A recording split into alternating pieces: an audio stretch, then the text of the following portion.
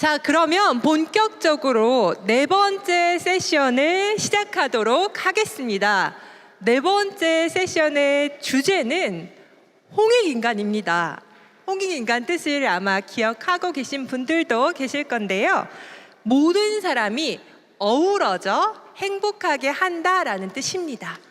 어우러진다는 이 말에 블록체인에 녹아있는 협력, 협동, 함께하는 정신이 담겨 있고요. 그러한 정신은 크립토 아트 씬에서 고스란히 구현되고 있습니다. 크립토 아트는 다양한 참여자들의 협력을 통해서 완성되는 예술입니다. 내가 디지털 아트를 창작해서 블록체인 플랫폼에 올린다라는 걸로 완성되지 않고요. 컬렉터를 비롯해서 상호작용하는 아티스트와 큐레이터와 다양한 사람들의 참여와 협력이 이 예술을 만들어갑니다. 또 블록체인 기술은 개개인이 주권을 가질 수 있게 해줍니다. 이 데이터는 내 것이다, 나의 소유권이 담겨있는 작품이다라는 것을 블록체인은 기록해 줍니다. 이렇게 개인들 간에 형성된 자립적이고 협력적인 관계는요, 놀랍게도 예술과 문화의 경계를 새롭게 확장하고 미래의 예술을 만들어가는 토대가 되고 있습니다. 이것이 바로 크립토 아트의 핵심 가치이고요. 다시 한번 떠올려 봤을 때 홍익인간, 모든 사람들이 어우러져서 행복하게 한다, 이러한 정신을 구현하는 크립토 아트 이야기를 마지막 세션에서 들어보도록 하겠습니다. 자, 이제 네 번째 세션을 본격적으로 시작할 텐데요. 연사분을 초대해드리고자 합니다. 마지막 세션의 토론이 뜨거운 토론이 마련되어 있는데요. 뮤지엄 오브 크립토 아트라는 곳이 있습니다. 크립토 아트 뮤지엄을 이끌고 있는 콜본 멜이 좌장으로 함께해 줄 거고요. 그리고 NFT 아시아의 클라라 페, 또 목다의 세라나 타바치는 온라인으로 참여하게 됩니다. 온라인과 오프라인이 상호작용하는 특별한 세션이 마련되어 있습니다. 토론의 주제는 크립토 아트의 본질을 현실 세계에서 보존하기입니다. 모두 큰 박수로 맞이해 주시길 부탁드리도록 하겠습니다.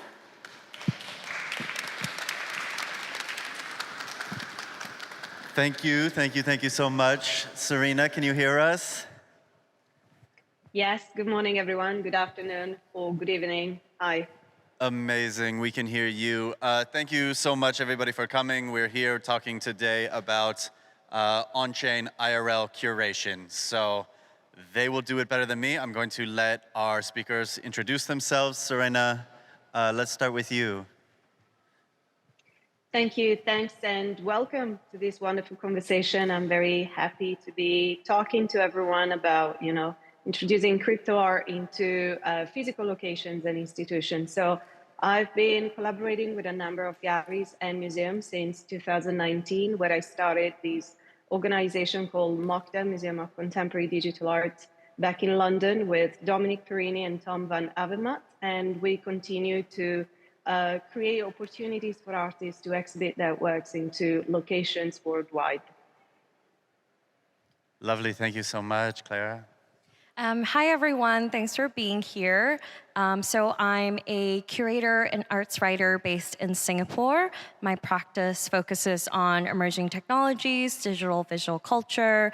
I work independently and have worked with a number of exhibition spaces, museums, and art fairs. But I'm also the founder of NFT Asia, which is a Web3 artist collective. Wonderful, thank you so much for that. Serena, we're gonna jump back to you and, just please, I know you've done so much over these years, but would really love if you could just give some highlights to the audience of the work that you've done, the groups that you've worked with, so that they can begin to get a feel, yeah. Absolutely, yes, thank you so much. So it's been quite a ride, I have to say, and my background starts more with, I would say, traditional organization. So I spent about 4 years at the Tate in London, between Tate Modern, where I spent most of my time collaborating with the exhibition department, and Tate Britain. But apart from that, I always had a keen interest in the development of new technologies such as blockchain. And back then, we also participated in the creation in what it was NFT London, when just a bunch of people met in a pub talking about NFTs, when these words were still very unknown by the majority of people. So the interest came from the ability for artists to be able to create a dialogue directly with their audience, and also to facilitate the royalty system, which we all know how much is dear to artists. In my experience, I found a very open approach from those institutions I've collaborated with, and galleries as well. So I've managed to move back to Italy as well, a couple of years back, and create the same kind of setup I developed in London, but in a country which is not as forward-thinking, I would say, and where institutions are way more traditional and less cutting edge. That said, I still was able to build exhibitions in places such as Palazzo Strozzi in Florence, and I'll go to show you some images about exhibitions we did, and Palazzo Cipolla in Rome most recently. Also galleries that opened about a year ago, that the setup they wanted to create was specifically to welcome digital art into their space. And that was something that I would say 4 or 5 years ago wasn't really in their plan. So I must admit, crypto art and everything that's been done by communities globally really shake the mind of those who are leading those spaces. Something that was also interesting to watch and somehow witness and be part of was the fact that now places such as museums and institutions, foundations, have technical teams that are able to manage those files and are able also to support artists in the installation on site. Again, something that wasn't really, aside from art handling, in the business plan of those organizations. I'm very happy to see how the progress has been made in such a short time. So I can go ahead and show you some images, but I don't know if Clara wants to introduce something that she's done in Asia, and then I can jump back to what we worked on. Sure, yeah. So for me, I really started producing or curating more exhibitions around art engaged with the blockchain in 2021, when there was sort of increasing support to see IRL exhibitions with art engaged in this area. So in 2021, I curated a show called Right Click and Save with Coin Hako at the time. It was an interesting moment because we actually staged it inside Le Freeport, which is a high security storage facility. And generally, these are places that are not open to the public, but closed door, a lot of high deal transactions take place.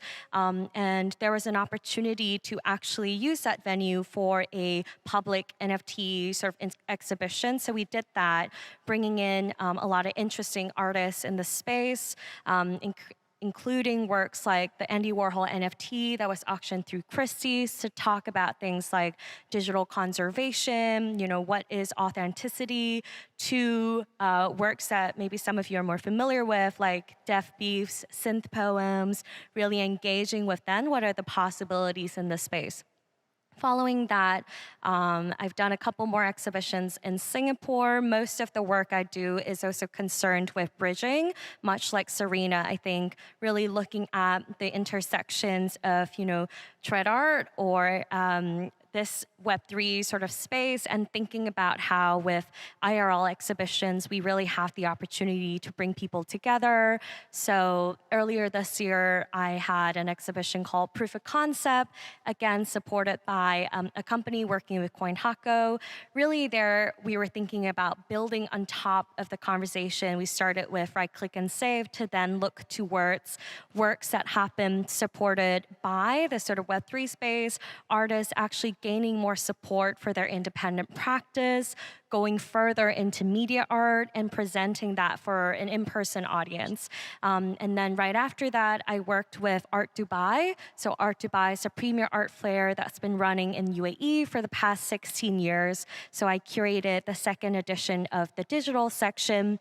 Again, very much focused on bridging, bringing TRED audiences, Web3 audiences together. And very recently just opened Notes from the Ether, an exhibition I was the guest curator for at the Art Science Museum in Singapore. I think this is one of the first instances in Southeast Asia and actually in the wider Asian region where a museum is engaging actively with blockchain-based artworks and new technologies. So, yeah. Yeah, it's fascinating, and I really want to dive deeper into this idea of what it means to bridge, because blockchain itself is incredibly complicated, right? It's a new tool for so many. Crypto doesn't have kind of maybe the most positive connotations. NFT as well got a lot of bad associations with it. So I want to know really from both of you how you begin to package this in kind of a canon that fits in the traditional art world and begin to explain it. What are the terms you use? I don't know if anybody wants to take that first. Well, maybe I can start by saying that one of the very first projects I worked on, we took a lot of education into account. That means making those who are not familiar with those vocabulary, with those words from the Web3 vocabulary, to become familiar with it and to start to know without feeling awkward about it, what those terms mean, what a smart contract is, what it does, without feeling, left behind or scared about these kind of technologies. And I think education is key. And we are introducing works into institutions. Part of our job, I think, is about educating, but also communicating with a language that is accessible to all. So something that I was always, passionate about is to put things in words that are understandable for everyone without feeling that you don't belong to this community. This community actually, started off from a bunch of people that really believed in revolutionizing the art world in a way that was supporting artists and creating a community that was fostering those kind of values.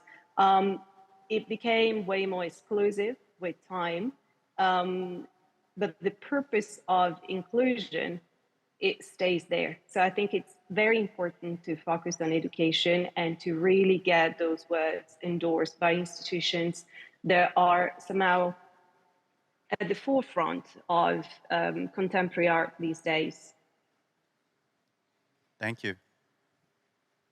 Yeah, I think in bridging, in sort of exhibition making, I try to focus more on what the individual artwork is about.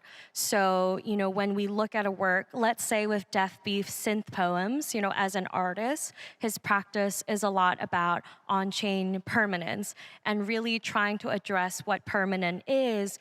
When you work with technology, oftentimes as a media artist, what you face is that files become obsolete very quickly.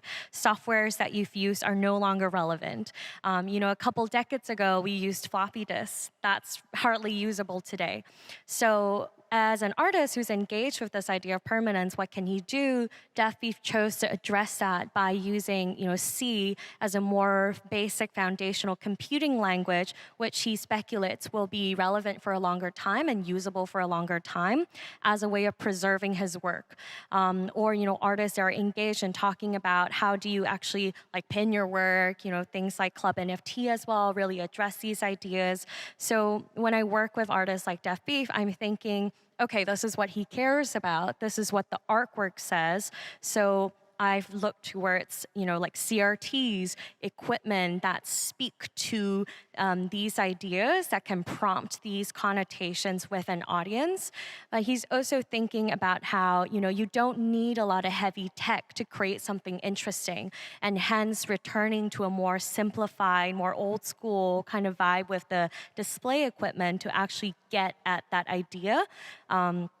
Or in presentations of like QQL, we've chosen to present it as an interactive station. I think when you're bringing works into this space, it's important as curators not to assume that the audience has any context. And so this is their first interaction with the project. How can you actually present, what it means for the community, what it has achieved that is so interesting in a new space? I think with QQL, for example, it's that community aspect. You get to play and experiment as much as you like, but when you really create something that you want to share, you put that on Twitter, on your Discord communities. And so we designed interactive stations that also mimic that dynamic so a real audience can feel the same. So I think when we're just paying attention to what the work is about, it allows the curation to, speak of that work, and it helps to bringing new audiences. Thank you. I want to move on to perhaps, let's call it the willingness of the institution to continue to evolve into digital environments and digital spheres. I think you both represent largely different geographies. Perhaps Europe may be perceived to be more traditional. So Serena, I'd like to maybe delve into that. If you think there is a broad willingness of the institution to evolve, to attract new audience, to move more digital? Absolutely, yes. I'll start by sharing my screen. So give me 1 second and let me know if you see my screen. Do you see anything? Let's see. But I really much like this question, and I align with what Clara said, that it's very important to reproduce those mechanisms that are used within the crypto art community, but in different places, and to get the general audience to try what it means to belong to a community that most of the times interacts from different areas of the world, often very remote, but still they're very unite. So I don't know if if you can see my screen.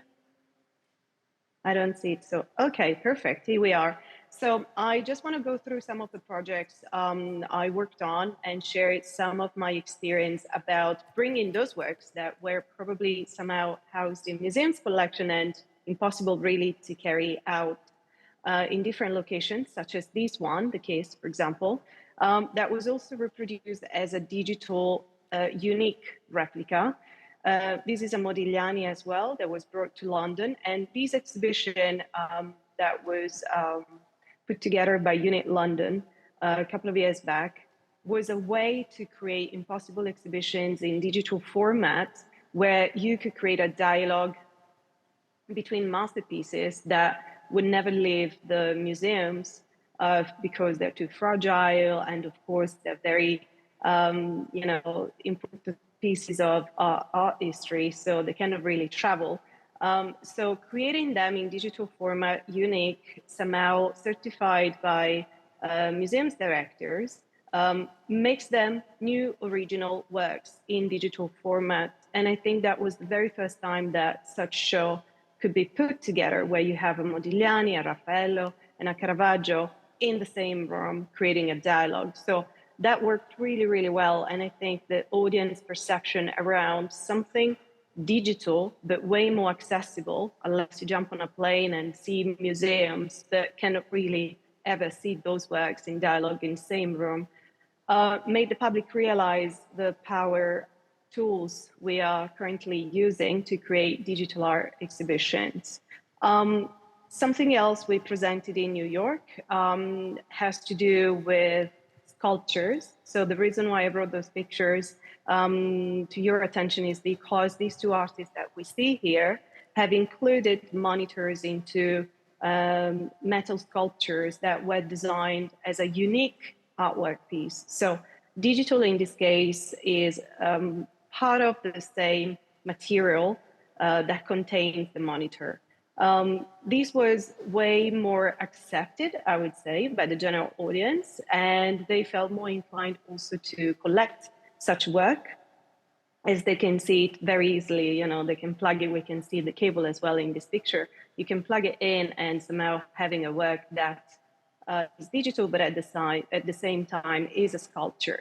So it's interesting to see what the impact is with, you know, audience that is used to collect physical works, but not digital.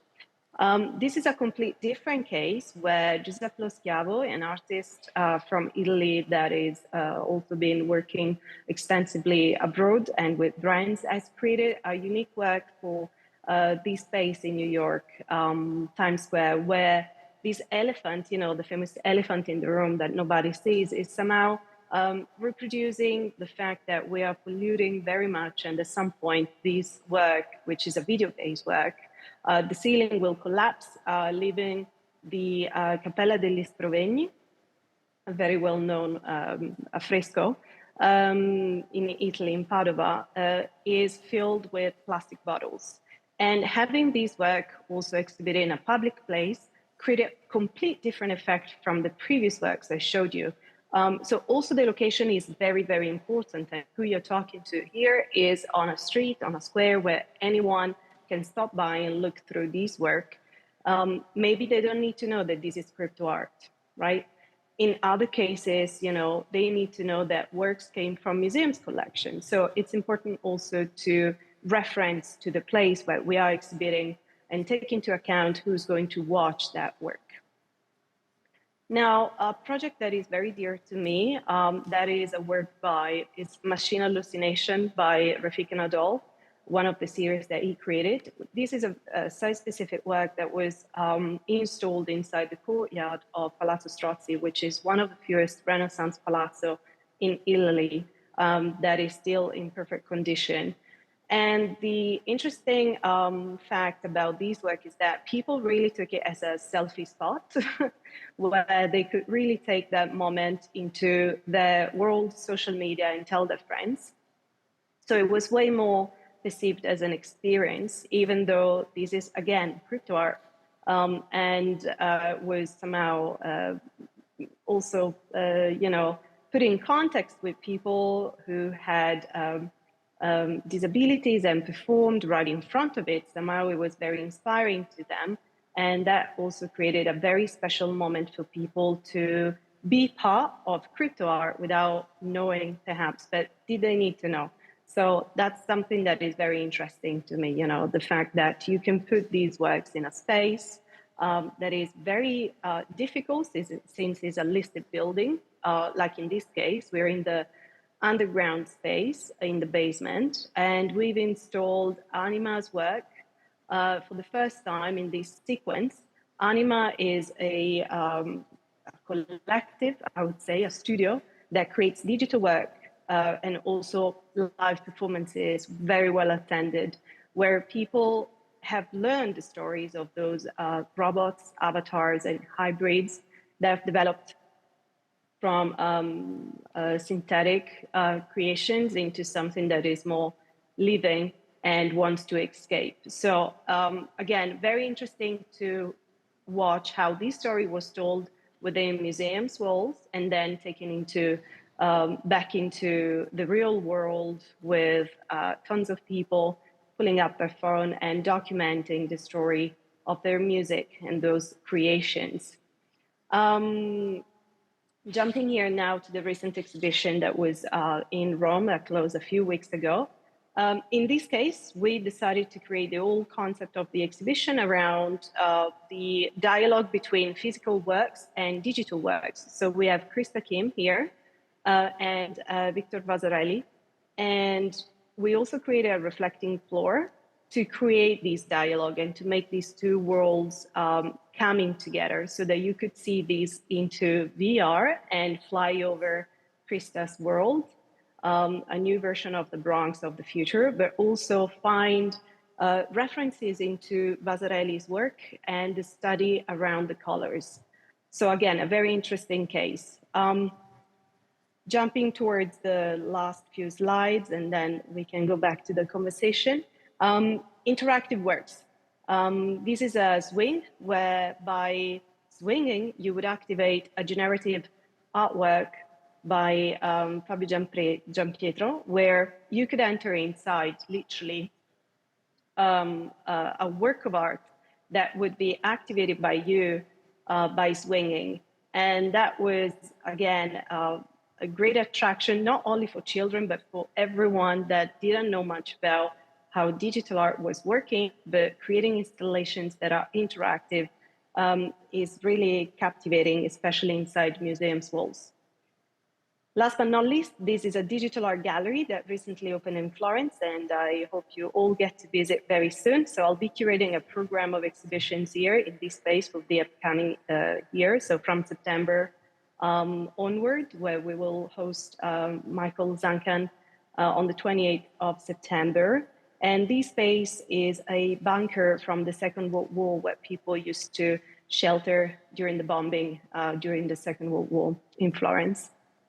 It still has, as you can see at the very end, a staircase that goes all the way up to the exit. And this was now transformed into a digital art gallery to get that sense of immersion where there's no natural lighting in there, but also to really get close to the nature of digital art. And yeah, these are some of the highlights I wanted to share with you to give you a sense of what it means to work in physical locations, whether they are outdoor, inside galleries, or within museums, and what's the audience response to it. Thank you. Wonderful. So, yes, it does seem that there is a willingness. Same question. Sure. Yeah, I guess I wear slightly different hats from Serena in the sense that I have a more sort of traditional curatorial practice, and then I have a practice where I'm exploring digital collectivism with artist collectives. So I think from the more curatorial side of things, I've also worked with both commercial and sort of more cultural institution museums. So from the commercial angle, I think we can all agree there's been a lot of curiosity, a lot of openness to really explore the market viability of new media art. But even then, I think it's important to point out that, you know, we're not just starting from anew. We're really building on top of like decades of new media artists putting themselves out there, establishing, you know, their practices, building up increasingly familiarities with artists working with different kinds of technologies. But the sort of market openness has made it more possible, I think, for institutions on the art world side as well to actually exhibit, to talk about and explore, but whether it's collecting or exhibiting new media works. With Art Science Museum, for example, in our recent collaboration, I was really brought in because the museum director saw some of my previous shows, which were done for commercial entities, as sort of independent exhibitions, felt that they were of museum quality, and then brought me in to then expand on these shows. So it really also goes to show how much I think both sides of that coin are speaking to each other. I think with the sort of time that's passed as well since the initial boom in like 2021, there's also now, I think, more understanding and familiarity from the institutional side that actually a lot of the times we're just talking about new media artworks, new media practices, as much as, you know, there is a subset of works that are deeply engaged with the fact that they are on the blockchain, they're crypto art. Most artists are also creating works that purely use NFTs as a distribution sort of channel authentication tool, and are actually looking at things like 3D, like digital photography, you know, or AI itself, so on and so forth. And so I think there's also more sort of openness towards this field as a whole, which is great. And I think if you look at an institution like HyeIn Basel, I mean, they recently just launched a DAO, right, called Friends of HyeIn that opens up sort of more engagement, collaboration in the public to work with the museum. But the museum's director, Sabine, she also has this really great saying that she's engaged with new media because it's the artwork of our time and it reflects the issues that we're living with. And so I think increasingly more and more institutions will also come to recognize that, develop the understanding and the appetite for that. And blockchain as an area of technology will be a part of that conversation as well. Thank you so much. There's only a couple minutes left, which means we have to end with a very spicy question. And Serena, to you, I pose, do you believe that the metaverse poses perhaps an existential threat to IRL exhibitions, these legacy institutions, and do you think that they will be able to kind of keep pace with the speed at which digital culture is evolving?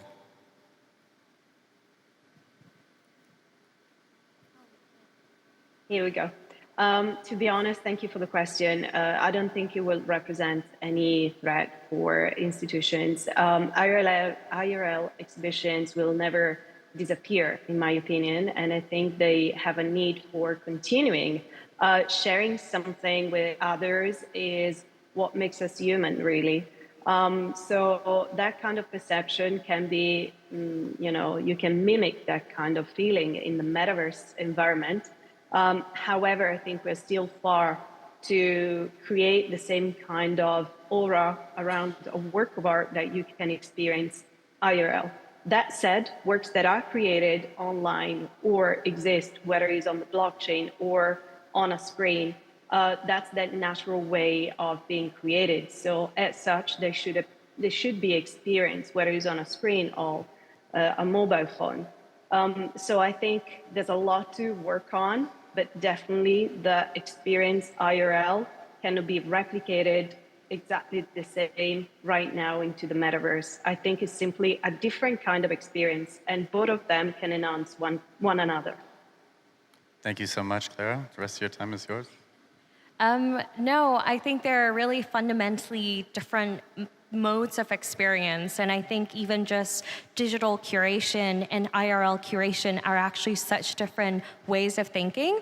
Like in curation, you're really also thinking about experience design, right? You're imagining how someone's going to walk through the door, what's the possible flow in that space that they'll go through, and if so, how do you place the work such that it forms a narrative? What kind of sizes are you looking at in relation to like a human body size? Those are very different kinds of questions when you're curating digitally. You're imagine that someone can be in any context. They could be on different formats of a screen, but that experience should still hold, right? And there's also so many different kinds of environments. There's like on cyber, which mimics more of a white cube model, a more traditional gallery outlook.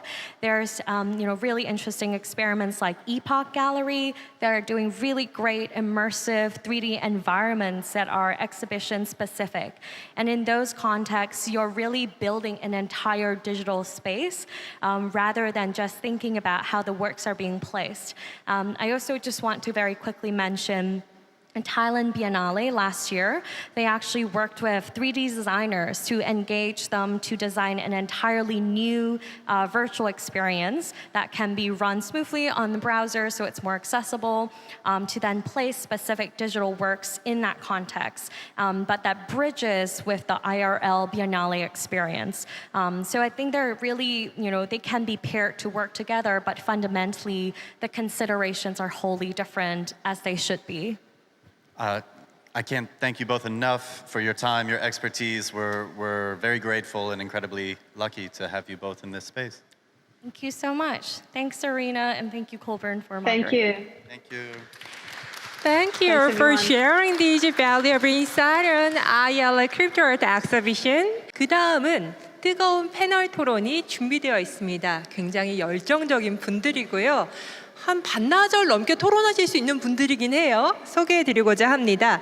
크립토 아트 씬의 커뮤니티 허브 역할을 해주는 또 크립토 아트 서울의 공식 파트너사인 NFC와 수업 관계자 분들을 모시고 우리가 크립토 아트와 그 허브의 창조, Crypto Art and the Creation of its Hub라는 주제로 토론을 한번 함께 참여하고 들어보고 그들의 논점에 공감하는 그런 시간을 갖도록 하겠습니다. 모두 큰 박수로 다시 한번 맞이해 주시길 부탁드리겠습니다. All right, so hello. Thank you everybody for being here. It's a pleasure. It is personally a pleasure for me after almost 1 year and a half in the space, having two people that I have considered for most of my crypto life legends. And so to be able to interview crypto legends and to actually, you know, this is supposed to be a moderation talk, but to me it's more of a research right now, you know? So I'm gonna ask questions really that I want to know and I really want to learn. So, first of all, who we have here? Can you please give a very brief introduction, just like name, surname, and like maybe your crypto passions? Like, why are you in this space? Okay, I'm John Karp, and I am in the space just to live an historical moment and be able, when I will be a granddad, to say to my, grandsons and granddaughter, I was there. Me. Okay. Can I speak in Korean? Vandalo, if it's okay with you? Yes. Yeah. 안녕하세요. 저는 그리다라는 이름으로 활동을 하고 있고요. 프랑스에서 살고 있지만 이렇게 한국 분들과 같이 또 저 좀 긴장해서 네, 프랑스 친구들과 같이 여러 가지 전시를 꾸며가고 있습니다.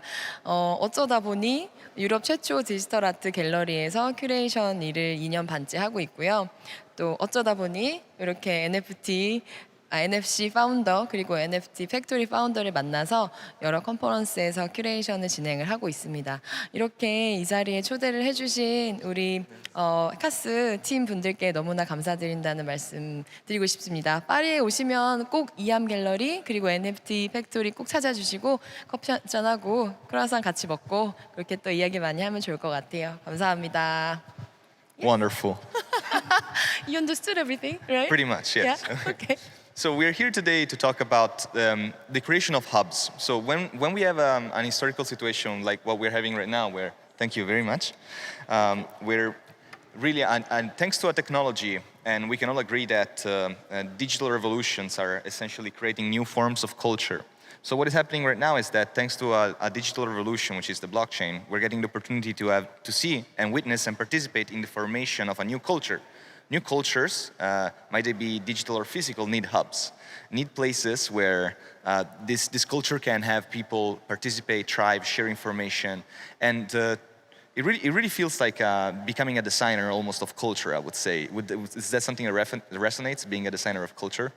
Definitely. I think, just to talk a bit about how I started to be in this space, I was an entrepreneur, and I created a company like in 2011 called hackathon.com. So it was basically event organizer, but in the tech world.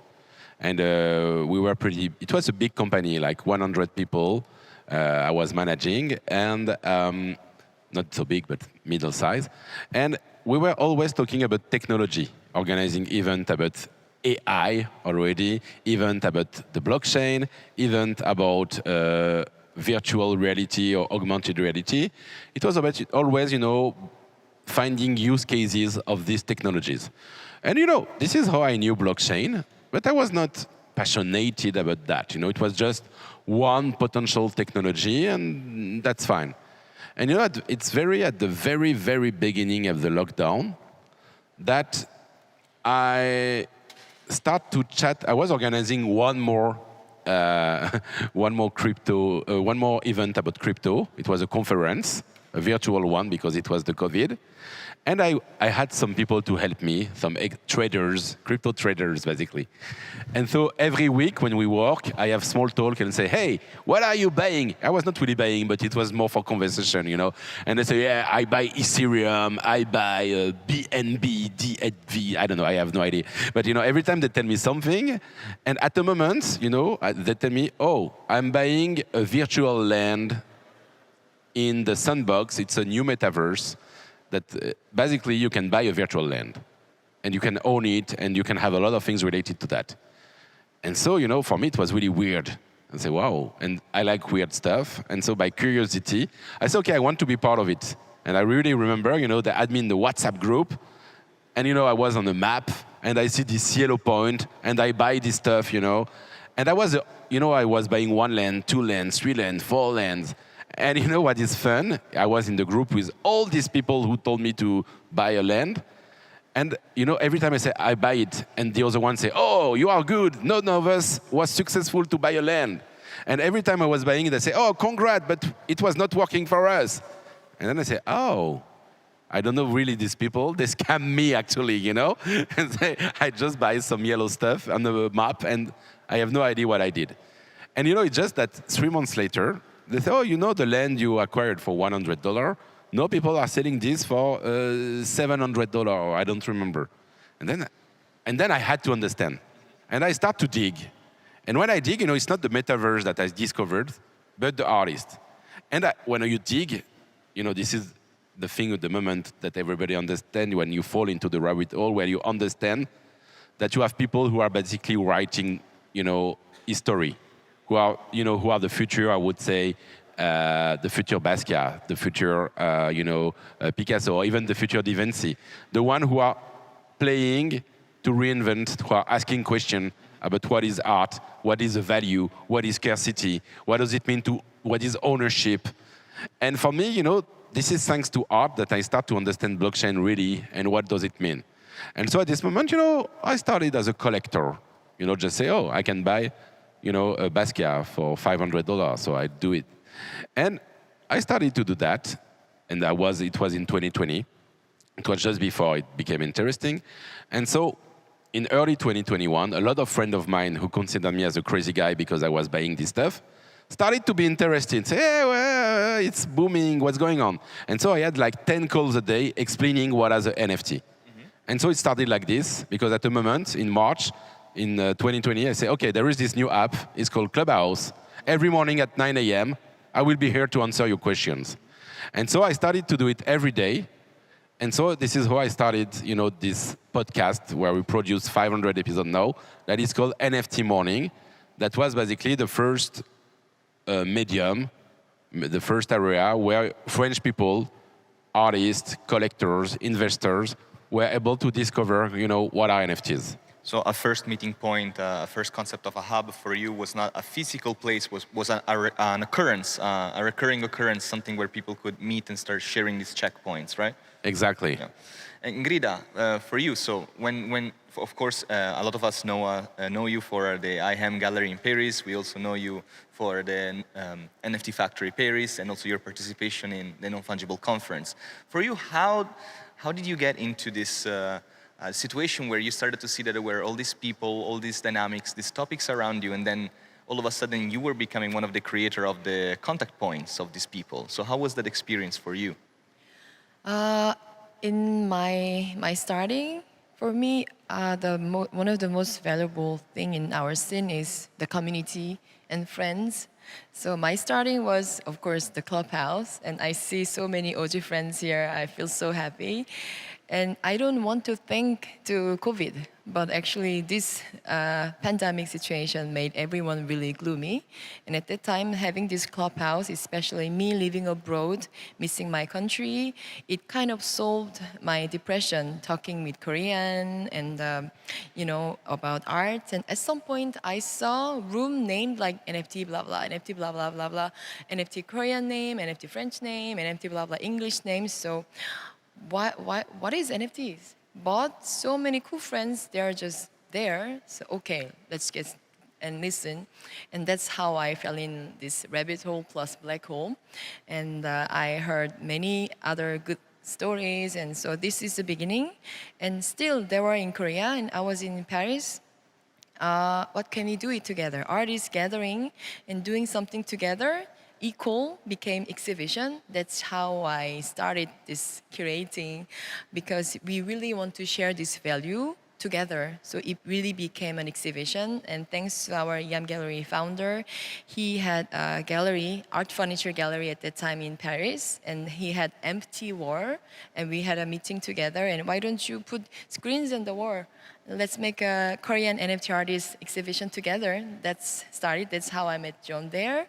So now here I am right now. So for me, the herb is starting from the communication and friendship and art and exhibition. And exhibition is where the art belongs in the space. So that was my beginning.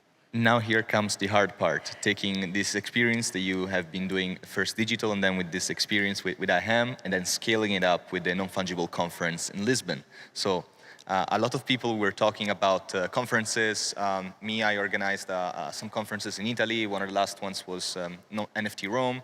It was the first edition, and Art Seoul here today is the first edition. An applause for Art Seoul for an amazing first edition. Yeah!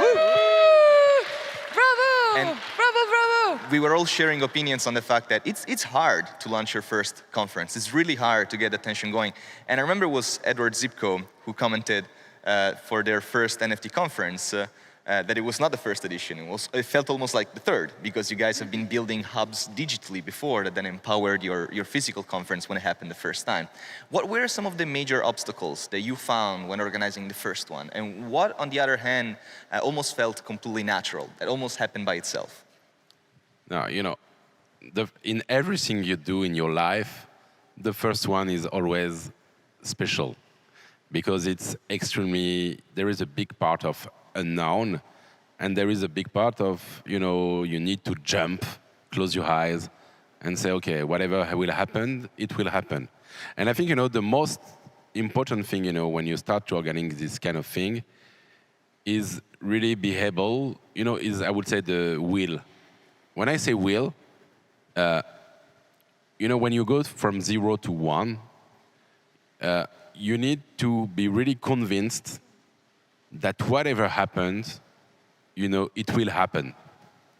And I think this is the most important thing, because at the beginning, when nobody knows you, this is the thing, you are contacting sponsors, speakers, and a lot of people, but they say, who are you? I don't know you. I don't know what you do. And also, like you were in a Non-Fungible conference in the scene, at least the European one, was one of the first conferences happening, if not the first one, right? On the specific topic. The first is always a complex measure, Yeah. It depends on the way. Yeah, we were the first in a way to do, I would say, maybe a big event in Europe with a strong focus on creators. To me, it really felt when I participated that it really was one of the first ones that really started to really have the word being passed around all around Europe. I from Italy. I agree. It, yeah. If we're talking about starting point, it's true that, I will explain you how I had the idea about the conference. It happened actually in Paris. It was like 3 years ago, and that was at a really big and beautiful event called HyeIn. Yes. So, in the world, in the crypto world, you have a lot of crypto events, like the Korean Blockchain Week right now, like, Consensus, or all these big events, organized by the crypto community. And I had my community. It was my podcast. And, it started the first time 3 people, second day 5 people, third day 7 people.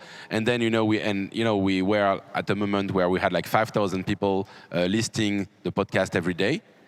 And on the other hand, I was at this event, HyeIn, that was great. But when I was saying to people, hey, I am into NFTs, people watch at me, because there were people from decentralized finance, people from devs working on protocols.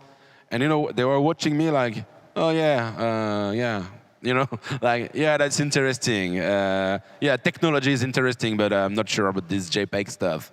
And so I realized at this moment that even within the crypto world, you had different families, different, I would say, generations. You had the Bitcoin family that just believe in Bitcoin.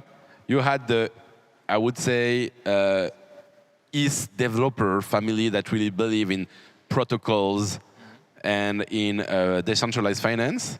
But now, this, I would say, new generation that were mainly interested by NFTs first, people like me that came into the blockchain thanks to NFTs, they were not really represented in big conferences.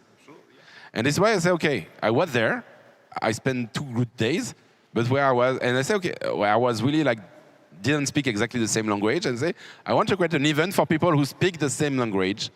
And so I want to bring this community, you know, that is part of the podcast I'm doing, this community that I see every day on the Twitter space, because on all these platforms, like it was like, I don't know, like Non-Origin at this moment, or you know, doing artists and collectors. I want to bring them to a real event. And so this is how, you know, we started to do it. And Grida, your participation in this last edition of Non-Fungible conference was extremely major. When coming for the second edition this time, I actually heard your name involved in the project more than his, you know. So I was really impressed. I was like, Grida. Ooh. So for the creation of the second conference, what do you think were some of the objectives or the real achievements that the conference was able to obtain, and how did it impact this community that you've been together gathering for the past 2-3 years? For me, sorry, could you just short down the question? Yeah. No, the major achievements and how do you feel it has impacted the development of your community? Actually, conference exhibition is we can do many new things, because I do the gallery, and gallery is kind of classic screens, and it depends on the exhibitions, but actually the setting up is the same. So it can always also bring some communities and friends, really mild and soft discussion. But the power of conference exhibition is also the opportunity to bring a new technology, new way of display ways. And so it can really ring and shake people that, wow, digital art can be so big. We can really be immersed by the digital art. So we can really find some new way, because it's also related to the metaverse. Sorry, my brain is really panicked because we need to see the videos right now, but it's not working. So, but yeah, they will go. But anyway, so the thing is, yeah, we can really bring digital art, and digital art can really cover our friends and making it feel better. And also, especially this bear market, having these IRL events and fulfilling with the digital art, making a positive mind and actually doing something together in the future. So I think this could be the warm impact. John? Yeah, and I believe also, I think, you know, this is the point of when you find people like Grida, myself, you, all these people who are in the space. On my side, you know, I was working in the corporate world before. You know, I was, I've been working with basically all the Fortune 500 companies to organize hackathon for them. And I enjoyed it, you know. But, you know, for me, Web3 was the opportunity to not depend on them. You know, it was really the moment I say, okay, whatever I do in this space, I don't want it to be something corporate. And so it was my starting point. You know, I told you, 1, I want to do something, you know, with these people. 2, I don't, you know, it's fine. But if corporate are joining the event, they need to join it, you know, with my rule, because the event needs to be more important than any other thing. And it gives you a space of freedom. And this is really the thing that is important for me. You know, reinventing. You know, we spend time now, everybody is trying to do new things every day. You know, you have people who are artists, are trying right now to create new on-chain stuff that has been never done before. You know, we have people playing with AI has never been done before. And for me, as a small, humble, I would say, event organizer, at my small level, I feel like I have the same responsibility to do stuff, that has never been done before. You have the classical event pattern. You have a main stage, conference, and you have exhibition, and you have, sponsors with booths, and that's, and, you have not stop ending plan. And then you say, okay, that's fine. And you have a classical ticketing with Eventbrite, end of the story. How can we play with that?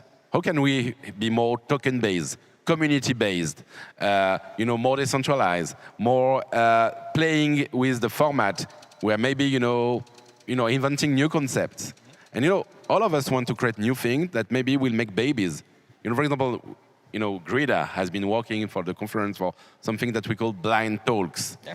And it was a way, to mix a talk, an art exhibition, and I would say an exchange, a community moment in one stuff.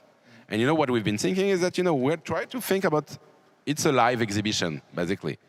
And we are happy, then to come here and chatting with the Crypto Art Seoul team and say, they say, blind talk we like this word, we want to reuse it for the event. And it's a back and forth between the concept and all the community. Now we are inventing.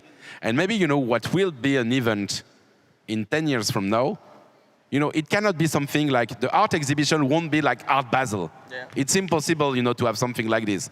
For me, it does not talk to me, I have like 100 booths of galleries doing the stuff. It does not talk to me. So the same way NFTs are taking over in the art world, the exhibition will change. And so, for me, this is the question, and, for me, it's a research project, basically. What are the boundaries? What are the way to reinvent the way you are organizing events? I can vouch to this research because having attended the first and the second edition, but also having had the opportunity to see many other conferences, I really see this objective and this mission in the Non-Fungible conference. The level up from the first edition to the second edition was incredible, and we're not just talking about the way that you guys set up the venue or raised up the technological solutions. The concept itself of the stage, how you developed it, I was blown away. We're seeing some clips right now here in the back. When I saw the talk by Pac, for example, it was wonderful because I had this opportunity for the first time to have this experience where I was hearing a talk, but it was not just a person on a stage with some clips in the back, but it was fully immersed into the visual, the mind of the artist. And not only that, I would like to mention it. You had a stand for AI artists where they were doing collaborative projects and works together. And that was one of the first times that in an NFT conference I saw artists being invited to, and thanks to also the medium of AI that allows for this quick collaboration to start producing. And I believe it was one of the bigger successes. At least I remember that it was supposed to be something small, but it ended up growing and growing, and then physical artists started joining. And so this really feels, as you were saying, as a free experience almost. I really felt that because of that booth, because of the way that you're setting up this conference, artists were able on the spot to propose and build on top. And I really think that this is a powerful thing that you're doing with this conference. Thank you. So Grida, maybe you want to complete with something, because I think if a lot of people who are here also thanks to Grida, because she's connecting a lot of people. And so, It's my own in charge. Yeah, I'm the responsible for everyone. Please go ahead. No, but I agree with you, with this freedom point, and also, the token is also something, we need to, because it's always like this. I give an example, but ticketing, when you're doing event ticketing, the easy way is to use a standard ticketing Web2 solution like Eventbrite. But on the other hand, we spend time to explain that NFT has a big potential as a technology to do more loyalty programs for brands. Yeah, one thing about it, one thing that I really liked is that some of the people who participated in the organization of the first event, or maybe that participated with the ticket, then became the board that was choosing the speakers for the next edition, right? Yeah. We try again. I won't pretend that it's a fully decentralized organization, because it's not true at all. It's very centralized by myself. But we try things. And for example, curators. We organize a way. Because we have some great curators in the space, but they are here every time, everywhere. And we wanted to see new faces also to do the talks curation. And so anyone was able to apply to be a curator, and then all the token owner of the ticket were able to vote to select, the 6 curators who would, basically select the speakers for the event. And yeah. Don't be too humble. That's already something like super cool to implement in a conference as big as NFC. So that's a really big achievement in my opinion. Oh, thank you. No, thank you very much. No, and it's true that, okay, on one hand, it ended up that people vote also for faces they know, so we had the chance to have, a key curator for this kind of thing, like Mikkel, who's here from Vertical Crypto Art, or like, Eleonora Brisi, who are, you see them in many events. On the other hand, we had really artists who are, that you are not used to see, who were part of the curators team, and so I was happy with that, So major takeaways is that your hub can start absolutely digital. There's this need to have people with opinions that are exploring to meet and start building their community first online. And the ability to bring this community from online to physical, it really is facilitated if you've built your community online first. And then the concept of loyalty through NFT and involving that same community into your conference through the tokenization of the ticket, for example, is something that we should all aspire to do for maybe following editions. I'll definitely try it for my following conferences, and maybe Art Seoul also, since they tried to do and they launched for the first time the NFT ticket. Art Seoul has definitely this spirit, and this is why I'm happy to be there, because the first time we met, we felt like a connection, in the same way of thinking about, first art and creator are major, whatever you have, you have metaverses, you have gaming, you have fashion, you have whatever you want, but this Web3 movement as a cultural movement is the key, and if you're not considering that, for me, you are missing something. And on the other hand, trying to do stuff, and this is why, I'm really happy to be there right now. Absolutely. Thank you so much, guys. Thank you. Thank you very much. Thank you. Thank you. That was a wonderful story about the meaningful journey. 네. 세 분을 바라보기만 해도 계속 웃음이 나서 저도 행복한 마음으로 이 토론을 지켜봤습니다. 그 다음 순서는요. 혹시 여러분 이곳에 오실 때 셔틀버스를 타고 오셨나요? 저는 아직 소문만 듣고 타지 못했는데 셔틀버스를 타면서 그 안에 예술 전시를 감상할 수 있는 특별한 기획을 크립토 아트 서울이 준비했습니다. 바로 이분과 함께 말이죠. 소개해드리겠습니다. 박승순 뮤지션님을 모시고요. 이 셔틀버스 전시에 관한 특별한 기획 이야기를 들어보도록 하고요. 모더레이터로는 에트나 컴퍼니의 전혜인 디렉터님께서 함께해 주시도록 하겠습니다. 네, 박수로 맞이해 주시죠. 안녕하세요. 안녕하세요. 네, 저는 에트나 컴퍼니 아트 기획팀의 전혜인이라고 합니다. 오늘 이렇게 만나 뵙게 돼서 반갑습니다. 그래서 저희는 이번 세션은 이제 블록뮤직 그 시티라고 아마 혹시 셔틀버스 타고 오신 분들 많이 계신가요? 네, 그러면 셔틀버스에서 MX88A를 이미 만나 보셨을까요? 네, 그래서 저희는 이제 이동의 경험과 장소 그 방문의 여정부터 좀 새로운 경험을 드리고자 이번에 이제 믹스 오디오의 그 박승순 이사님이자 이제 뉴미디어 아티스트 박승순 작가님을 모시고 이번 세션을 좀 진행을 하게 됐습니다. 그래서 크립토 아트 그 서울행 버스에서 블록 뮤직 시티가 어떤 곳인지 다들 설명을 들으셨을 텐데요. 이제 못 보신 분들을 위해서 그리고 해당 작품을 보신 분들이 궁금해하실 이야기들을 좀 오늘 이제 작가님을 모시고 함께 얘기를 나눠보고자 합니다. 네, 작가님 먼저 잠깐 소개 부탁드릴게요. 네, 안녕하세요. 저는 전자음악가이자 미디어 아티스트 그리고 이제 소개해 주신 대로 그 AI 음악기술 스타트업 뉴튠이라는 곳에서 공동 창업 멤버로 합류한 박승순이라고 합니다. 그 이번 이제 그 셔틀버스에서 아트워크 블록뮤직 시티 믹스 오디오 앳 블록뮤직 시티의 아트워크를 제작하였습니다. 네. 그래서 사실 오늘 사실 요 블록뮤직 시티에 대한 소개를 먼저 좀 간단히 여쭤보고 사실 지금 뒤에 화면에서 나오고 있는 이 영상이 저희 셔틀버스에서 만나보셨던 그 영상이거든요. 그래서 먼저 블록뮤직 시티에 대해서 간단히 작가님 소개 부탁드릴게요. 네, 저희 뉴튠이라는 곳에서는 이제 오늘 오전에 그 앱 출시를 했는데 믹스 오디오라는 이제 차세대 인터랙티브 음악 앱을 출시했어요. 거기에서는 이제 그 여러분들도 잘 아시다시피 챗GPT 기반으로 이제 문장을 입력해서 전송을 하면은 거기에 어울리는 음악을 자동으로 이제 생성해 주는데, 거기 안에 들어가 있는 이 음악의 단위들이 그 마치 레고 블록 형태로 구성이 되어 있어요. 그 이거를 조금 더 이제 쉽게 설명을 드리자면은 그 어댑티브 뮤직이라는 개념인데, 이게 게임 엔진에서 어떤 스테이지에서 스테이지로 넘어갈 때 자연스럽게 음악이 연결되는 구조를 뜻하는데, 그 개념을 바탕으로 저희가 이제 그냥 뭐 스포티파이나 애플 뮤직에서 음악을 통으로 감상하는 게 지금 웹2에서의 일반적인 음악 감상 방식이라면은, 아티스트의 음악 자체를 만들 때부터 레고 블록처럼 되게 그 세분화한 조각들로 만들어서 출시를 할 경우에는 이게 계속 시간이 지나면 지날수록 사용자들이 그 블록 뭐 아티스트 A의 블록을 아티스트 B의 블록과 연결해서 듣는다든지, 그런 어떤 그 이전에는 생각지 못했었던 음악적 경험을 할 수가 있게 됩니다.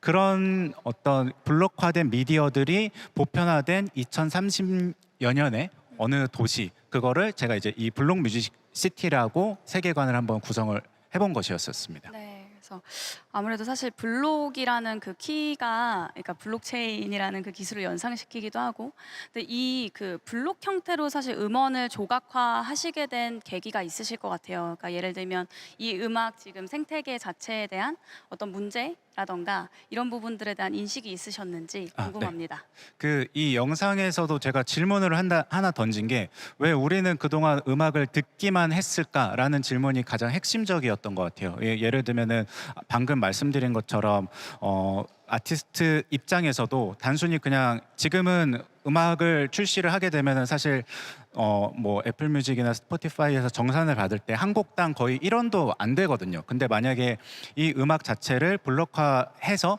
뭐 일반 스트리밍뿐만이 아니라 다양한 뭐 게임이라든지 아니면 뭐 유튜브 영상이라든지 이런 데 그 조금 더 확장된 형태로 만약에 그 제공을 할 수 있게 되면은 창작자 입장에서는 그 더 다양한 어떤 수익 창출의 기회를 얻을 수도 있을 것이고, 그리고 감상자 입장에서도 그냥 한 곡만 듣고 끝나는 게 아니라, 뭐 예를 들면 나는 오늘 아이유의 음악을 약간 뭐 칠한 바이브로 바꿔서 듣고 싶어라고 한다면 그런 것들이 이제 충분히 가능할 텐데 왜 우리는 그동안 그냥 음악을 듣기만 했지? 이게 이제 가장 좀 핵심적인 질문이었었던 것 같아요. 네. 그래서 사실 이 블록 뮤직 시티가 그 믹스 오디오 지금 활동하고 계시는 그 팀의 어쨌든 하나의 꼭지의 프로젝트인데, 그러면 그 믹스 오디오에서는 어떤 서비스 혹은 어떤 프로젝트를 좀 진행하고 계시고 지향하고 계신지도 좀 궁금해요. 네. 그 일단은 아까 좀 짧게 설명을 드렸는데, 저희가 이제 그 챗GPT 기반의 프롬프트형 음악 생성도 지금 이제 기능을 추가를 했고, 뭐 예를 들면은 내가 허밍으로 음을 이렇게 부르는데 거기에 알맞은 그 배경 음악을 자동으로 블록 형태로 구성을 해주는 방식도 있고, 뭐 그런 식으로 이제 기능들을 계속 업데이트를 해 나가고 있고요. 그리고 작년 같은 경우에는 그 제가 이제 또 속해 있는 현대자동차 그 오픈 이노베이션 플랫폼인 제로원이라는 곳에서 사실 이 블록 뮤직 시티를 그 세계관을 구성하기 훨씬 전에 이 제로원 시티라는 프로젝트를 이제 설계를 했었는데, 그때는 이 아이오닉 5라는 차량 안에서 뭐 그때도 비슷하게 한 2030년에 어느 날 그 도시에서 자동차가 이동을 할 때 뭐 바깥 풍경이라든지 이런 어떤 데이터들을 자동차 스스로가 생각하는 일종의 미디어 머신이라고 상정을 해놓고 거기서 수집된 데이터를 바탕으로 이 차량 안에 탑승한 사람이 뭐 오디오를 변화시키기도 하고, 그리고 거기서 재생되는 어떤 영상물도 스타일을 다르게 변화시켜서 좀 더 이제 인터랙티브한 음악과 미디어를 감상할 수 있는 곳이 이제 제로원 시티였다면, 이 블록 뮤직 시티 같은 경우에는 이제 이 셔틀 버스를 탑승해 보신 분들께서는 이제 경험을 해보셨겠지만, 이제 실제로 물리적인 버스가 이동을 했을 때 그 거기 안에서 예를 들면 어떤 이제 세계관으로 내가 마치 그 어떤 게임이나 영화 속에 진입하는 것 같은 그런 이제 그 분위기를 좀 형성을 하고 싶었던 게 좀 있었던 것 같아요. 네, 그래서 뭐 자동차라든지 뭐 게임이라든지 그리고 뭐 음악 산업, 뭐 영화 산업 이런 쪽으로도 저희가 최대한 이제 이 블록 형태의 음악들을 확장시키려고 계속 노력을 해보고 있습니다. 네. 그래서 음원이라고 했을 때 이제 어떤 사운드 포션 그 이렇게 요소들일 것 같은데 보니까 이제 인공신경만 그 AI 기술을 접목해서 이 컨텐츠를 생산을 하시기도 하고 음악을 또 뭔가 큐레이션하기도 하고 그러니까 여러 방면으로 이게 쓰인 것 같아요. 그래서 이 AI 부분을 한번 잠깐 좀 여쭤보고 싶어서. 네. 네.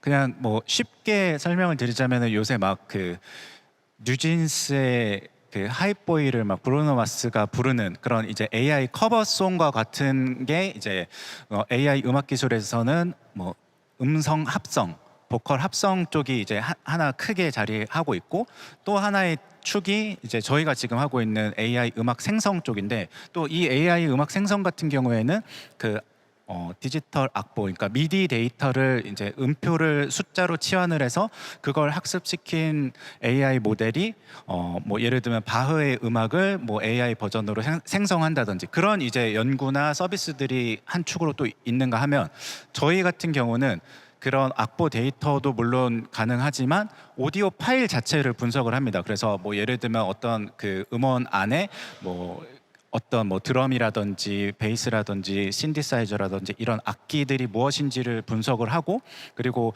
이제 뭐 스포티파이나 애플 뮤직에서도 그 음악 추천 시스템 같은 경우에는 이 음악과 저 음악의 스타일이 얼마만큼 유사한지를 분석을 하는 게 이제 보편화돼 있다면 저희는 이거를 더 세부적으로 들어가서 뭐 예를 들면 A 아티스트의 드럼이 B 아티스트의 뭐 피아노와 유사도가 그 매칭 유사도가 굉장히 높다라고 판단이 들면은 그거를 매칭시켜 준다거나 아니면은 무언가를 제거해 준다거나 그런 기술로 저희가 지금 이제 사용을 하고 있어가지고 네, 계속 고도화될 것 같습니다. 네.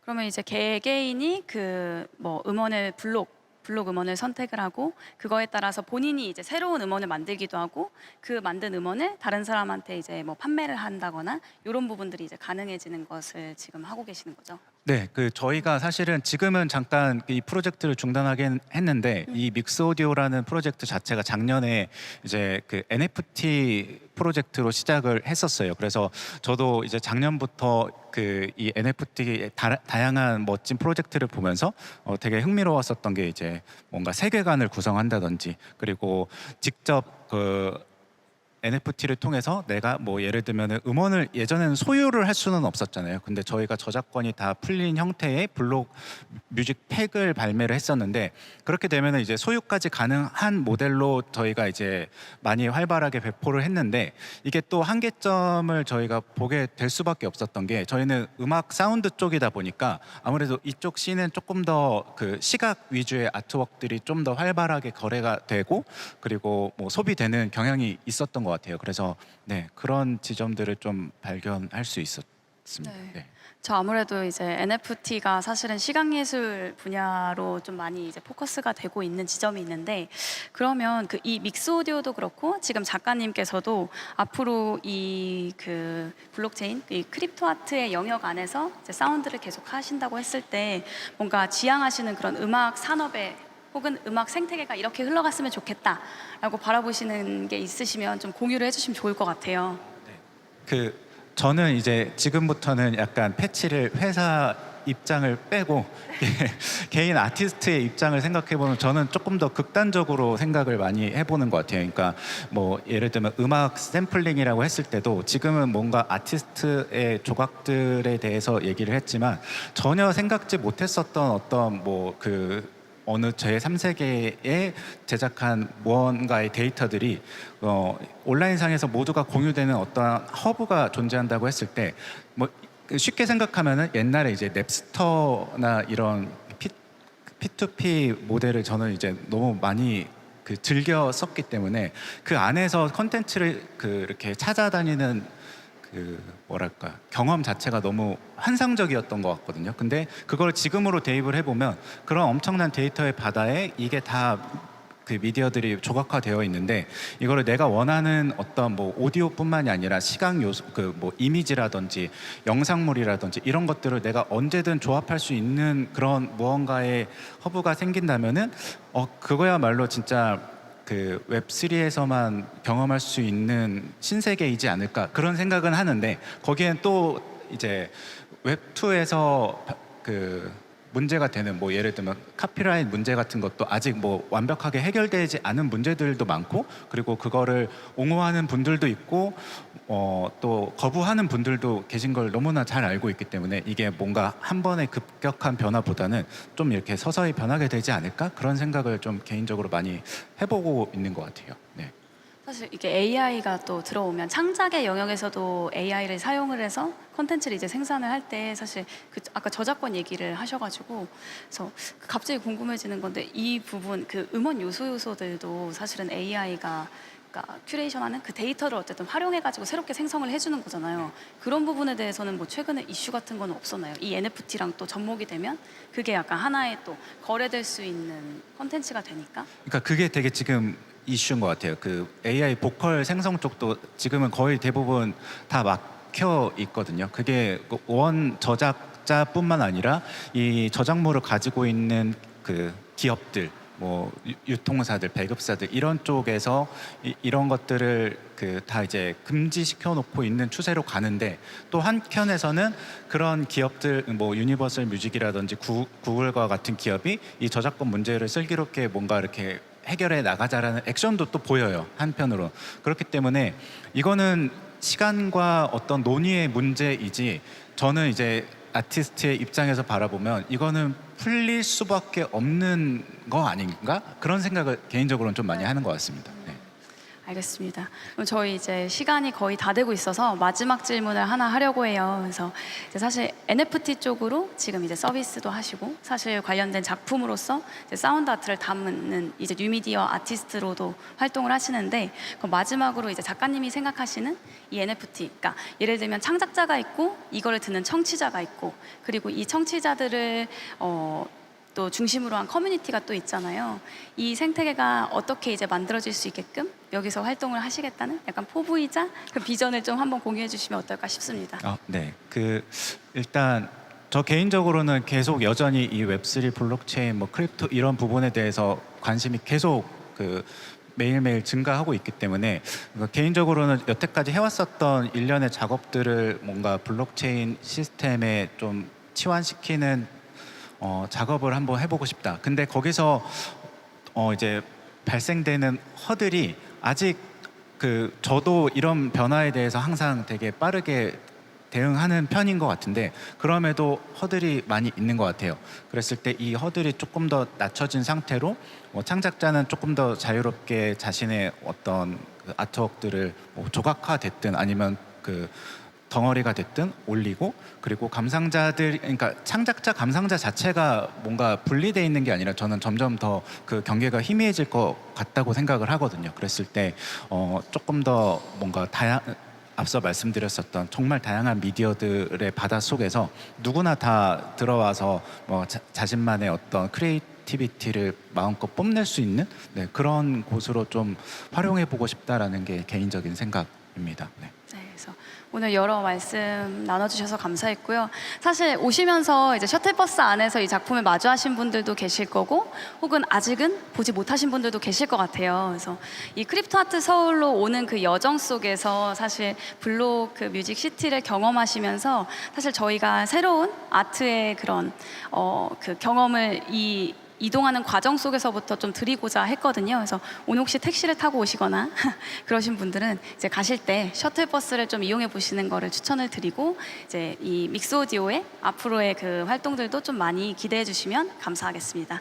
저희 오늘 세션은 여기서 마치도록 하겠습니다. 감사합니다. 네, 감사합니다. 우리가 음악을 그냥 수동적으로 듣기만 했지 레고 블록처럼 조립하고 만들어가고 참여할 수 있다는 생각은 하지 못했던 것 같아요. 블록 뮤직 시티가 그런 의미에서 굉장히 재미있는 컨셉이라는 생각이 들었고요. 이번 토론도 AI와 예술가에 관한 주제이고요. 슈퍼지프 갤러리의 에드워드 집코와 그리고 아티스트 존 버거의 대담이 준비되어 있습니다. 네, 웃으면서 올라오고 있는 두 분을 박수로 환영해 주시길 바랍니다.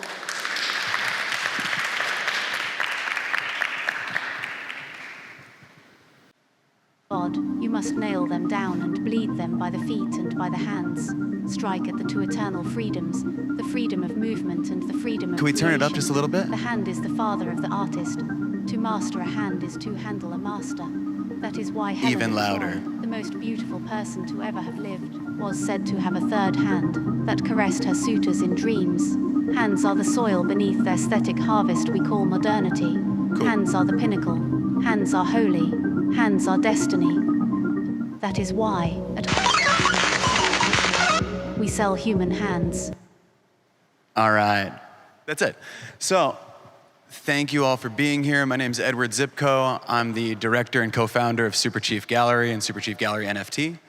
And we're here today with Gordon Berger. What we're talking about today is AI, and we're talking about the point in time we are in AI artwork. This exhibition behind me that we're going to be slowly scanning through is called Artist XAI//00004. And this series is about AI artwork. It's for AI artists.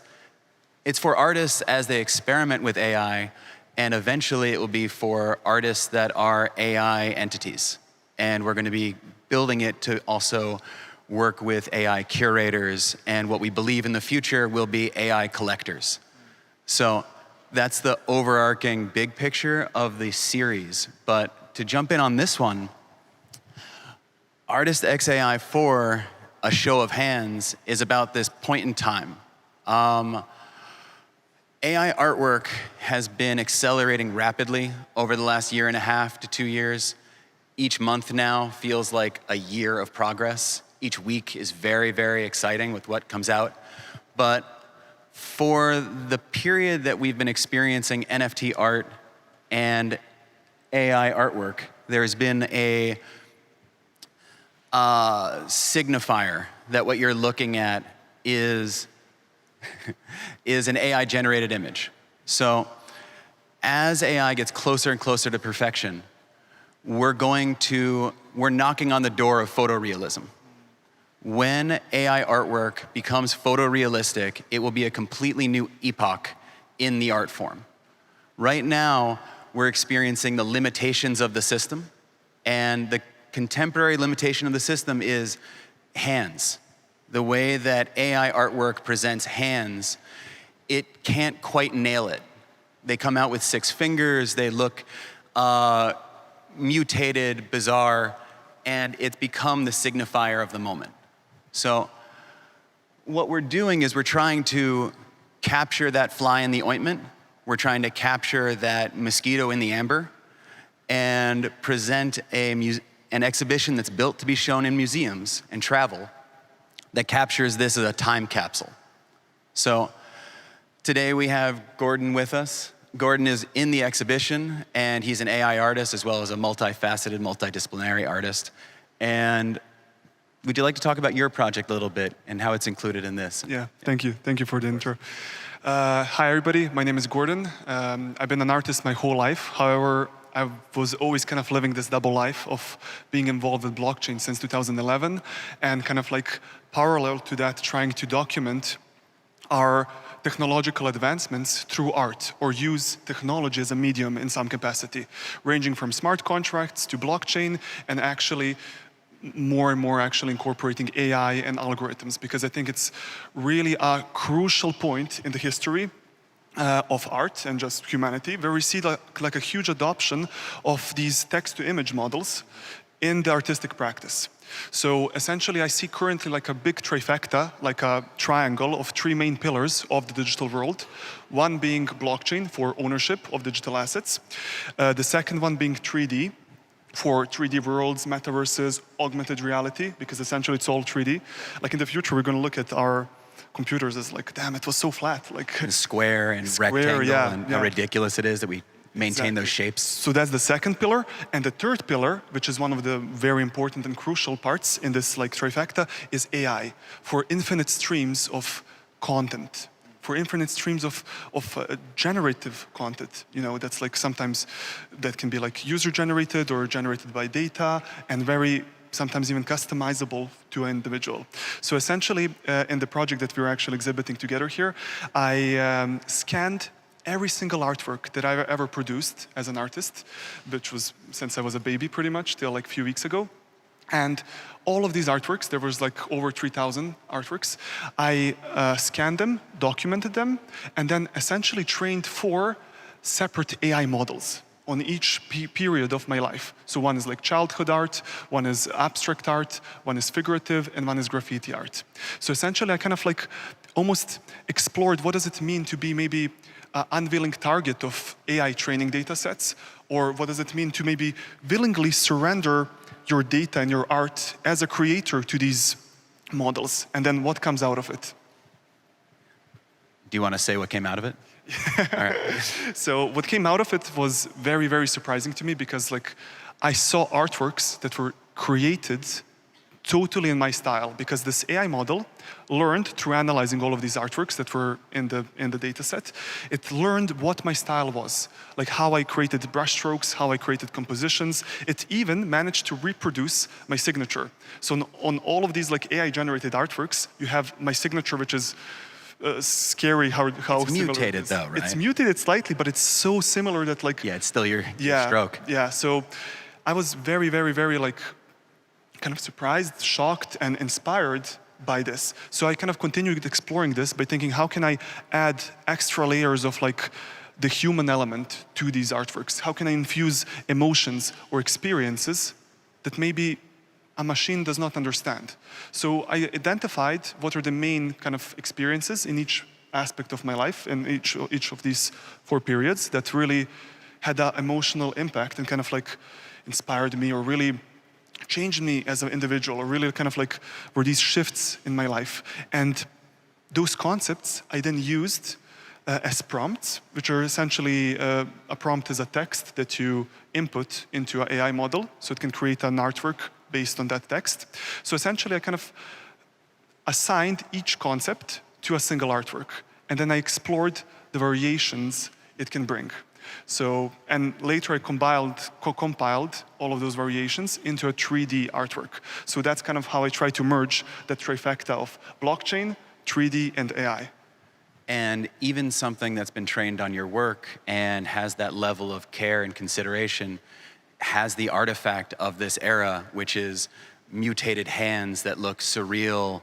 What was it like noticing like the flaw in the machine? Because you know, when it's your painting, your work, it's your vision. What was it like as an artist to kind of experience the breakdown in the medium? Honestly, those imperfections I find as the most interesting aspect to them, you know. And there was a quote I read once that in a world of perfection, even imperfection has its own appeal.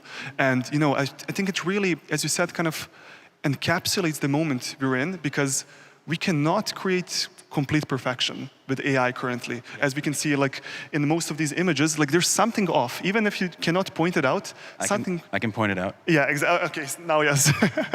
There you go. Yeah. So here, this is like, yeah, very, very a good example of that. So currently, we are like on the precipice of perfection being achievable, and then it's going to be very interesting what happens afterwards. Well, it changes it immediately. Like foundationally, it changes it because it makes it so if perfection is possible, imperfection is a choice. And if imperfection is a choice, it's a different statement. You know, it's as an art form, if the medium itself is hitting its limits and breaking, that's how we're going to remember this period in time. And that's how we're going to remember this aesthetic movement that these artists have gone through. So there's like, you know, you gave a quote, I'll do the quote that we love from Brian Eno. And it's like, you know, whatever your nostalgia point is, whatever the flaw in the medium is, if it's the record popping as it plays, if it's like the tape hiss, or if it's the singer's throat cracking, like while it screams, that's the limitation of the medium. And it's also how we as a people remember that period in time and, you know, date stamp our nostalgia points. So as we see the momentous rise in AI interest, AI artwork, the level of expression that's coming out and the wave of people that are like trying to get their head around it, it's the first wave of it is like over. You know, it's really like, if it's not over now, it's over in the next 6 months, without a doubt, inarguably. So the work that comes out of it now that has these artifacts, we feel like that's worth showing in a museum.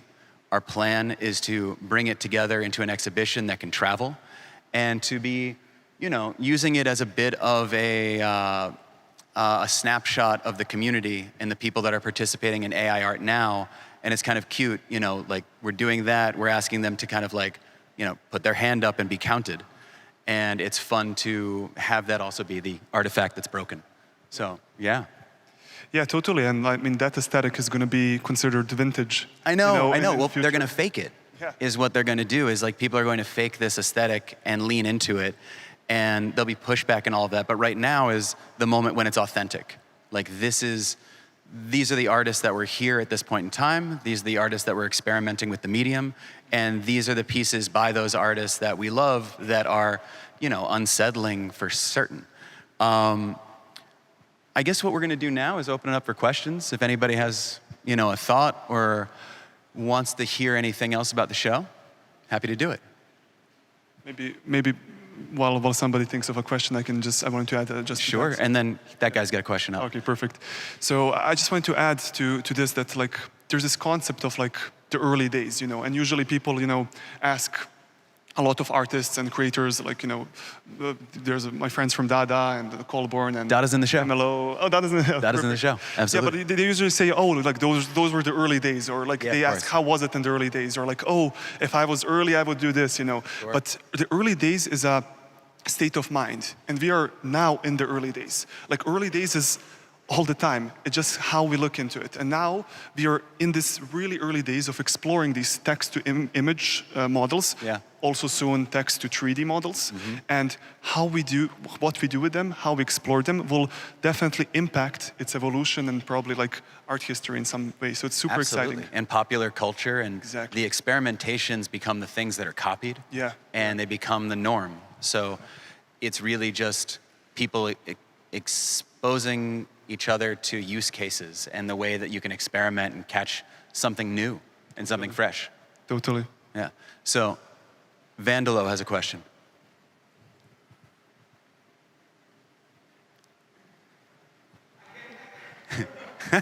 Well, let's hold on one second. It's okay. We've got 6 minutes on the clock.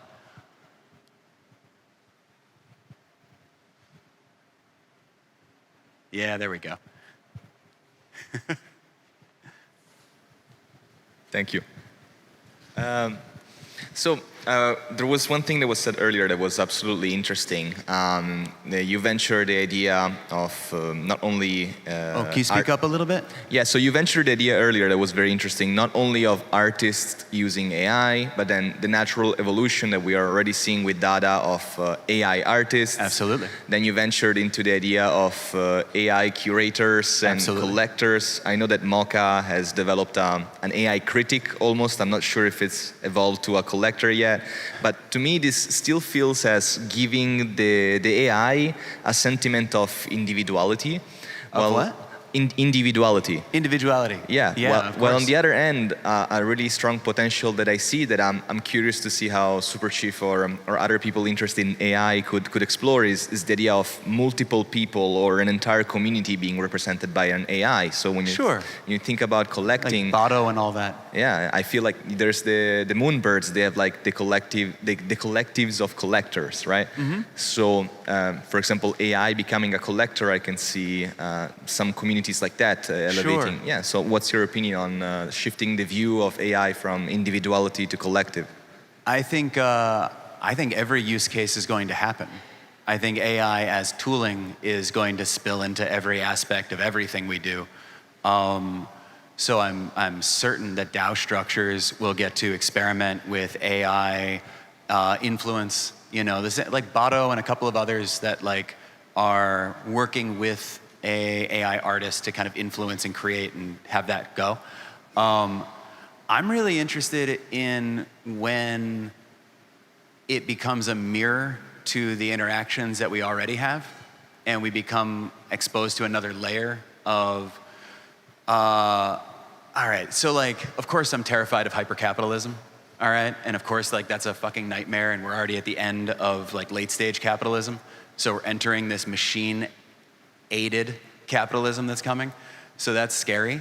I think AI collectors and AI being tools for people that want to, I think I get excited when AI gets set loose and gets to kind of like, I like it when humans doubt themselves and just hand it to a machine sometimes, and then you get to see a machine be creative in its own way.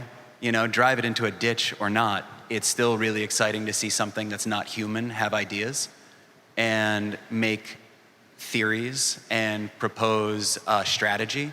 So I think a lot of people are leaning into ChatGPT as like how to start their business or run their world. I think a lot of people are going to start letting AI operate as a collector tool, and they'll set like 4 or 5 different AI collectors loose into the market, and then they'll start to collect. And I think that they'll watch them and they'll watch their AI collect and trade. And I hope it's not a bunch of people botting it to the bottom. I hope it's a bunch of people who earnestly want the system to survive, but have different tools to push forward into that system and push their agenda.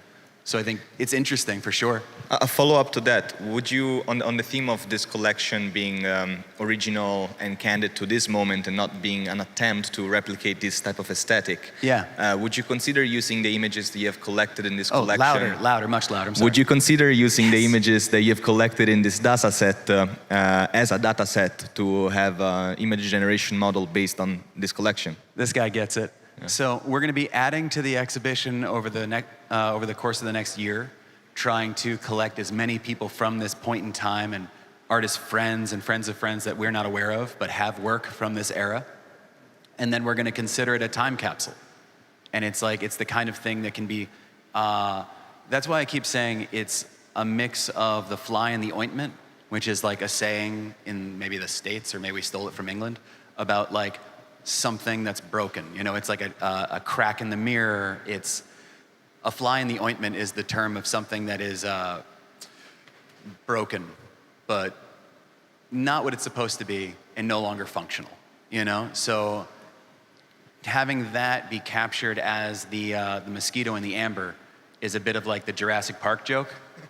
That's why I realized like I should say things like that and actually explain my metaphor real quick. So the idea is that this is a condensed presentation of the artwork and the artists of this time, and that it could create interesting data sets like you're talking about for future exploration of the aesthetic with a condensed, distilled, authentic source code. I might be using source code wrong, but yeah. Yeah, so basically what you're saying here is a really important point, which means, like what it does, it highlights that the curation of the actual data set being like what images in this case you're using to train a model, because an AI model cannot know anything on itself, like it has to learn from something. So essentially, the learning material is called a data set. So essentially how you as a human, as an artist, as a curator, decide what you put in this training data set will drastically influence how the actual AI model learns or produces work. So to your point, that data set could be like, in my case with the new Infinity series that I launched, I only used my work as a data set. Right. All the works that I ever created as an artist. But that doesn't have to be the case. Like you can actually use different people's artwork and pull them together. Of course. But you can like specifically choose a style or, by the way, this is one of the pieces in the Infinity series. Gordon's piece. Yeah. So, and actually, it really learned from my brushstrokes. But basically what happens there is once you curate a data set from which the AI learns, this AI then becomes essentially like a whole universe, which is almost infinite. And in this universe, each point, it's like a three-dimensional space, each point is a different image.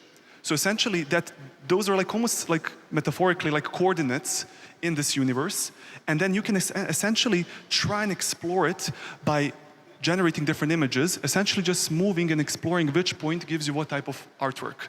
And then, oh, we are out of time, but... thank you all so much for coming. All right, thank you all. Thank you. Thank you for the inspiring discussion. 네, 어느덧 마지막 순서입니다.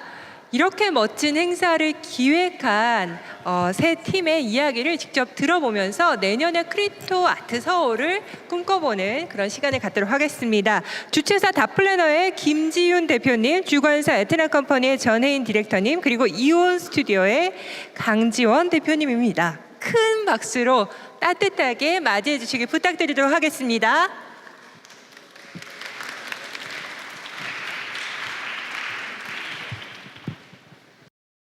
Okay, hi, good evening. I hope all of you enjoy our events. Is that right? Thank you. We actually have like 2 more minutes to end this event, like conclude this event. So I just would like to introduce all our team on stage. Please come up to the stage, everyone. Come on. Yeah, and say goodbye and see you later. Yeah, time. Please come up to the stage, everyone.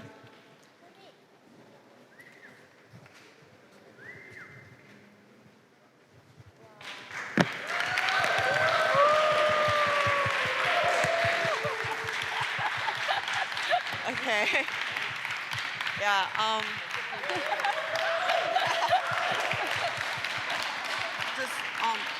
Just let us introduce ourselves. Okay. So, hi. We are the planner. We are the international convention organizer, and we really pleasure to have this event here and have you all here and tonight. So, hope everyone have wonderful events with us, and hope you have pleasant night too. Okay, and Lucia? Hello, me, Hwaji, Shiny Tiger. We are Eon Studio. We are Web3 creative studio in Korea. We are really honored to have all of you at our event, and we really wanted to mark our first event with the people who are at the core of crypto art movement. And we really thankful, and we have huge gratitude your participation. Thank you. Hello, this is Jeon from HyeIn Company. HyeIn Company is a creative platform for using art IP. So our team member is Rizin and Zoe. Yeah. Yeah, so we really hope that this opportunity can be a cornerstone to build a healthy ecosystem and make new culture in Asia as well. And hope you have enjoyed our events, and see you next year too. See you next year. See you. Thank you. Thank you.